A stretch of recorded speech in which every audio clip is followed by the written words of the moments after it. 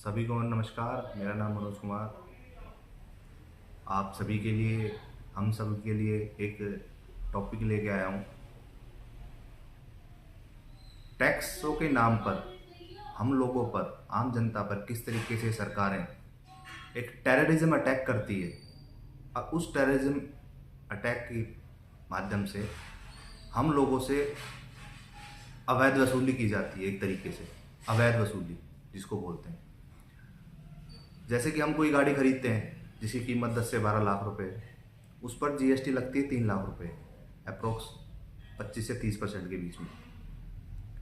फिर एक road cess नाम की टैक्स और होती है, जिस पर लगभग 1,90,000 रुपये का हमसे लिया जाता है। और एक होता है टैक्स इस तरीके का, टैक्स एट सोर्स 15,000 रुपये, टैक्स एट सोर्स 15,000 रुपये। और उसी गाड़ी को चलाने के लिए जब हमें ईंधन की ज़रूरत पड़ती है तो लगभग उस पर एक्साइज ड्यूटी पड़ती है। ये कोई 21 से 25% के बीच में, पूरा तो नहीं बता पाऊँगा, 21 से 25% के बीच में पड़ती है। और उस पर वैट भी लगता है, सेंट्रल टैक्स, स्टेट टैक्स। इस तरीके से जो 50 रुपये वाला पेट्रोल है वो हम लोग 100 रुपये के आसपास खरीदते हैं। इनका सिलसिला यहीं पे नहीं रुकता है। जब हमने ये गाड़ी परचेज की तो 10 लाख की गाड़ी वो हमें जाकर पड़ती है 15 लाख के आसपास। ठीक है, पहले गाड़ी की जो लाइफ होती थी 15 से 20 साल होती थी, लेकिन अब इन महानुभावों ने उस गाड़ी का भी समय कम कर दिया है कि आप 10 साल से ज़्यादा नहीं चलाओगे, क्योंकि जितना जल्दी गाड़ी ये डंप करेंगे उतना जल्दी हम नई गाड़ी खरीदेंगे, इनको फिर टैक्स मिलेगा। और इनका सिलसिला लूट बाजारी का ही नहीं रुकता। फिर आ जाओ टोल टैक्स पर। सड़क पर चलने के लिए फिर ही लेते हैं हमसे टोल टैक्स। अब कोई पूछने वाला हो, जब हम आपको खरीदते वक्त, रजिस्ट्रेशन के वक्त इतने सारे टैक्स ऑलरेडी दे चुके हैं, भाई गाड़ी तो सड़क पे ही चलेगी ना, आसमान में तो उड़ेगी नहीं वो, कि हमने आपसे खरीद लिया, हमने आपको इतना टैक्स भी दे दिया, उसके बाद भी हम रोड पे चलने के लिए इसको अलग से टैक्स दें। टोल टैक्स आ जाता है, अगर हम दिल्ली से उत्तर प्रदेश के दूसरे छोर में जाते हैं ना, तो हज़ारों रुपये हमसे टैक्स वसूला जाता है। यूपी तो एक ही स्टेट हो गया ना, लेकिन उसके बीच में आप सोच सकते हो कितने सारे टैक्स आते होंगे, टोल टैक्स आते होंगे, वो सभी हमें देने पड़ते हैं। ये इतने बड़े बेशरम लोग हैं जो स्कूल की बस जाती है उनसे भी टोल टैक्स लेते हैं, बच्चों से। अब इनका टैक्सों का सिलसिला ही नहीं रुकता है। इनके द्वारा बनाए हुए गंदी सड़क, जो रोड पे खड्डे खड्डे होते हैं, अगर किसी का हादसे में चोट हो गई और वो अस्पताल में भर्ती होते हैं तो अस्पताल वाले भी फिर टैक्स लेते हैं। अब सोचो कितनी बड़ी डकैती हम लोगों पर डालते हैं।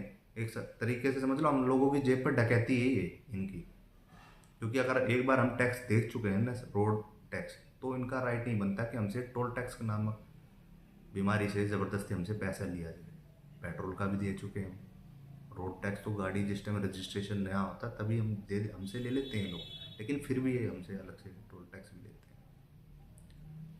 अब ये क्या करते हैं, ये प्राइवेट कंपनियों को, सड़क तो इनके बस का तो है नहीं बनाना, क्योंकि सरकार तो बना लेते हैं, लेकिन लूट बाजारी कैसे होगी, लूट बाजारी कैसे होगी। ये किसी प्राइवेट कंपनी को नेशनल हाईवे बनाने का टेंडर दे देते हैं, अगर उसने कोई सड़क बनाने के लिए। और आप देखना कभी भी तकरीबन ऐसा होगा कि जहाँ पर वो टोल टैक्स होगा उससे 2-3 किलोमीटर इधर और 2-3 किलोमीटर उधर सड़क बिल्कुल बढ़िया मिलेगी। उसके बाद बहुत सारी जगह पे टूट फूट बहुत सारी है ना, वो मिलेगी। लेकिन जहाँ पर टोल टैक्स वसूलते हैं वहाँ से 2 से 3, हो सकता है 5 किलोमीटर भी हो, इधर भी उधर भी सड़क बिल्कुल ओके मिलेगी। अगर किसी प्राइवेट कंपनी ने 400 से 600 करोड़ रुपए इन्वेस्ट करके वो सड़क बनाई थी और 10 साल भी उनका वो टेंडर चल रहा है, वैसे तो अवधि 20 से 25 साल की होती है, लेकिन 10 सालों में अगर वो 400 से 500 करोड़ रुपए का इन्वेस्टमेंट करता है, इन 10 सालों में करीब वो 1500 करोड़ के आसपास मुनाफा ले चुका होता है, यानी कि अपनी लागत से 2 गुना और ज़्यादा। जब उसकी लागत से ज़्यादा उसको 2 गुना मिल चुका है तो आगे और 10 से 12 साल उनको चलाने की ज़रूरत क्या है। एक पर्टिकुलर एक अमाउंट फिक्स करो ना, अब एक समय फिक्स करो ना, कि भाई आपकी लागत के हिसाब से अगर आपकी लागत पूरी निकलती है तो 2 गुना आप ऑलरेडी ले चुके हो, तब इस टोल टैक्स को बंद कर दिया जाए। लेकिन वो करते नहीं, वो यूँ नहीं करते हैं क्योंकि उन्हीं टोल टैक्सों के मालिकों द्वारा इनके पास एक मध्यस्थता वाला प्राइस भी जाता है, सरकारों के पास जाता है। इसमें बहुत सारी एजेंसी के लोग सब मिले हुए होते हैं, कंपनी वाले भी, सरकार वाले भी, बहुत सारे मिनिस्टर्स भी होते हैं, बहुत सारे वहाँ पे के जो लोकल दबंग लोग होते हैं वो भी होते हैं। सबका हिस्सा बराबर मिलता है। बोझ किन पर पड़ता है? हम लोगों पर। क्योंकि उस टोल टैक्स पे जब कोई सरकारी वाहन जाता है, किसी मंत्री का, किसी मिनिस्टर का या किसी बड़े राजनेता का, तो उनकी गाड़ियों पे कोई टोल टैक्स नहीं होता है। लेकिन आम जनता पर होता है ये, हम सब पर होता है ये, जिसके बारे में कोई नहीं सोचता है, ना कोई समझता है। सरकारों को सिर्फ अपने खजाने के साथ उन प्राइवेट एजेंट्स का भी थैला नोटों से भरना है, जिनके माध्यम से उनके पास ही पैसा जाता है। अब सोचिए टोल टैक्स के नाम पर किस तरीके से लूट गदर मचा रखा है इन लोगों ने हम सब के साथ। तो मैं चाहता हूं कि सभी देशवासी अवेयर हो जाएं। आप सब कुछ नहीं कर सकते, एक काम तो आप कर सकते हो अपने घर बैठे, मैसेंजर के माध्यम से, चिट्ठियों के माध्यम से। देश का जो हाई कोर्ट होता है, आपके राज्य का जो हाई कोर्ट होता है, हमारे देश में तो सुप्रीम कोर्ट है, सर्वोच्च न्यायालय।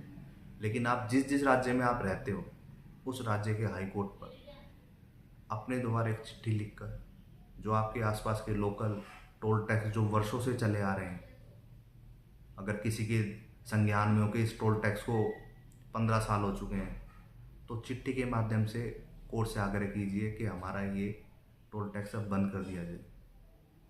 देखना, मेहनत जरूर रंग लाएगी।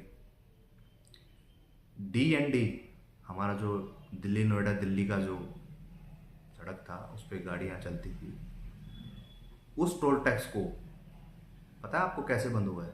कि वहाँ के कुछ महानुभावों ने स्टेट के हाई कोर्ट में पिटीशन डाली, बहुत भारी मात्रा में हाई कोर्ट के पास आग्रह लोगों के गए कि यहाँ से ये टोल टैक्स बंद कर दिया जाए।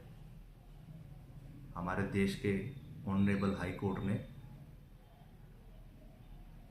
आदेश पारित किया और वो टोल टैक्स बंद हो गया। वो टोल टैक्स बंद हो गया। इसी तरीके से हर राज्य में आपकी पहल के द्वारा हमारी जेब पे जो डाका डाला जाता है वो बंद हो सकता है, अगर सब लोग मिलकर थोड़ा थोड़ा करके आवाज़ उठाना शुरू कर दें। देखिए, पहल तो किसी को करनी पड़ेगी। आप जा नहीं सकते, चिट्ठी तो लिख सकते हो ना अपने घर से। एक चिट्ठी लिखकर अपने पास के राज्य में जो आपका हाई कोर्ट है वहाँ पर भेजिए। राज्य सरकारों को भी भेज सकते हैं कि सर हमारे यहाँ पर 15 साल से टोल टैक्स बना हुआ है, अब तो इसकी अवधि ख़त्म हो चुकी है, अपना 3 गुना कमा चुका है, इसको अब बंद कर दीजिए। देखना, मुहिम जरूर रंग लाएगी, मुहिम जरूर रंग लेके आएगी। और इस टॉपिक पर बहुत सारे टोल टैक्स ऐसे हैं मेरी नज़रों में, जिनका मैंने अच्छे से अध्ययन किया, जो अपनी लागत से 2 गुना कमा चुके हैं, लेकिन फिर भी चल रहे हैं, मिली भगत से फिर भी चल रहे हैं। उन पर मैं वीडियो बनाऊंगा। लेकिन मेरा आप सबसे आग्रह रहता है, जो आप मेरी वीडियो देखते हो, कम से कम इसको शेयर किया करो, शेयर किया करो, ताकि लोगों तक ये चीज़ें पहुँचे। ये सभी चीज़ें के लिए कोई सेलिब्रिटी नहीं आएगा। ये कोशिश मत किया करो अपने बुद्धि से कि हम तो भाई इसको जानते नहीं है, ये हमारा लोकल भाई है, हम इसकी आवाज़ आगे क्यों पहुँचाएं, ये फेमस ना हो जाए। कुछ लोगों की ऐसी सोच होती है, भाई मुझे फेमस नहीं होना है। मैं चाहता हूँ जो, क्योंकि आप सबकी भी जेब पे वही डाका डल रहा जो मेरी पे भी पड़ता है। अगर आप लोग इस बारे में नहीं सोच सकते तो मेरे माध्यम से तो अवेयर हो जाओ। इतना ही मेरा आप सबसे कहना है, यही मेरा आग्रह है। इस बात पर विचार विमर्श करना और जितना हो सके इस वीडियो को शेयर करो, ताकि सबको पता चले कि 10 लाख की गाड़ी हम किस तरीके से 15 लाख रुपए में ख़रीद रहे हैं, और उसको सड़क पर चलाने के लिए ईंधन पर भी हम टैक्स दे रहे हैं, और रोड टैक्स भी दे रहे हैं, टोल टैक्स भी दे रहे हैं। और कोई दुर्घटना हो जाए तो अस्पताल का भी टैक्स दे रहे हैं। इसी के साथ मैं अपनी वीडियो का विराम लगाऊंगा। धन्यवाद। जय हिंद, जय भारत।